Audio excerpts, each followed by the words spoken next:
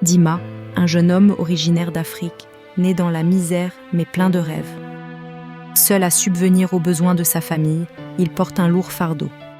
Sa passion était le football et son plus grand rêve était de voyager en Europe pour devenir un joueur professionnel et sortir sa famille de la misère.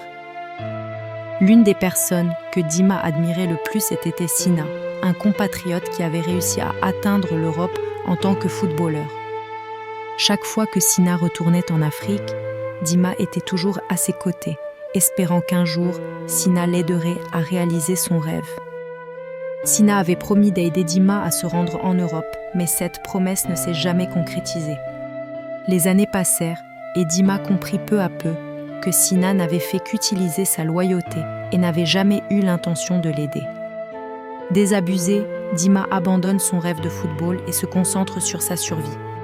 Il a commencé à vendre des vêtements d'occasion au marché, faisant de son mieux pour subvenir aux besoins de sa mère malade et de son jeune frère. Il les a emmenés du village à la capitale, où il vivait dans une minuscule maison d'une pièce. Bien que vivant dans de mauvaises conditions, il a veillé à ce que sa mère reçoive les soins médicaux dont elle avait besoin. Contre toute attente, elle s'est rétablie, mais leur lutte était loin d'être terminée.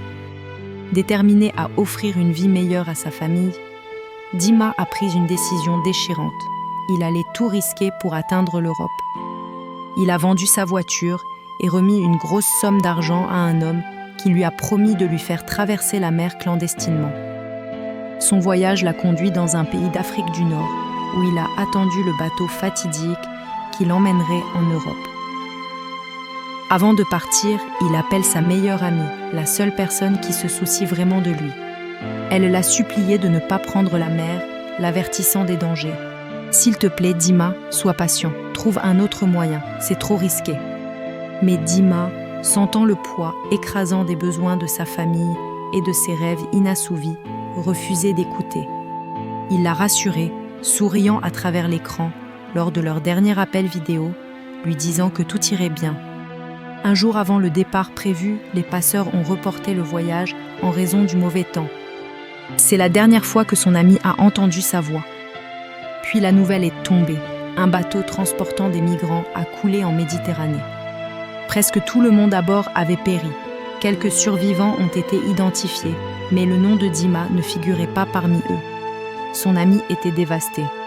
Elle s'en voulait, se demandant si elle aurait pu faire plus pour l'arrêter. Elle a fait des recherches sur Internet, a contacté des personnes qui connaissaient Dima dans l'espoir d'apprendre qu'il avait survécu d'une manière ou d'une autre. Mais il n'y avait pas de réponse. Aujourd'hui encore, personne ne sait ce qui s'est vraiment arrivé à Dima.